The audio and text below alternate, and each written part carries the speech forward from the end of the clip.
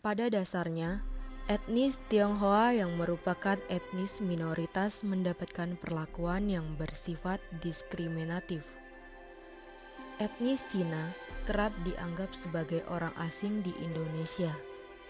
Selain itu, etnis ini telah memberi kontribusi yang besar dalam bidang ekonomi.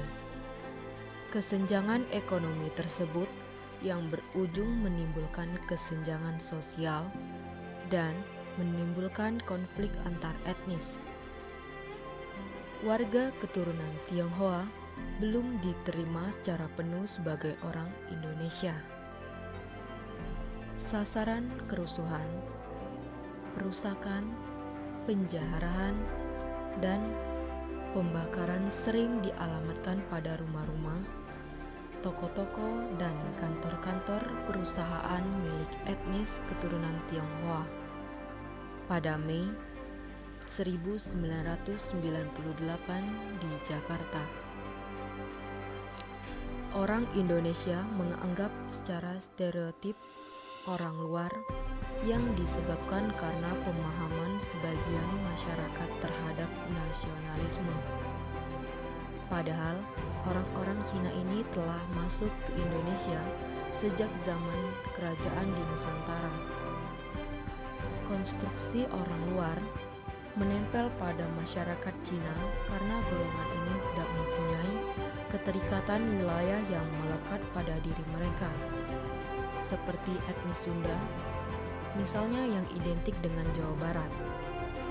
Pada kasus ini juga masuk ke dalam kategori rasisme karena menganggap kaum Tionghoa berbeda dengan pribumi. Pada kasus etnis Tionghoa, pandangan stereotip tak jarang dialamatkan pada keraguan eksistensial terhadap status atau posisi mereka sebagai salah satu komponen bangsa.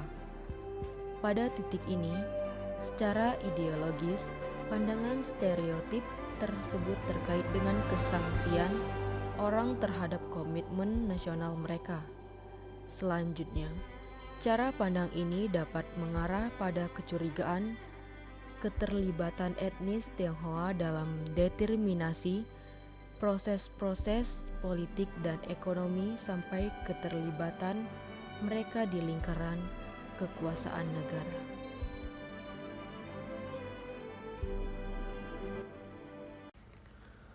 Poso merupakan suatu kabupaten dari Provinsi Sulawesi Tengah dan sekaligus ibu kota kabupaten ini. Banyaknya pendatang di Poso dari berbagai macam daerah, suku, dan agama justru menjadikan kota ini sebagai tempat pertikaian dan konflik sosial. Konflik ini terjadi karena faktor pertikaian antara pemuda yang berbeda agama, yang menimbulkan sentimen agama yang cukup tajam bagi agama Islam dan Kristen. Hal itu membuatkan kelompok yang saling bertikai memperkuat struktur kelompoknya masing-masing. Itulah yang disebut etnosentrisme.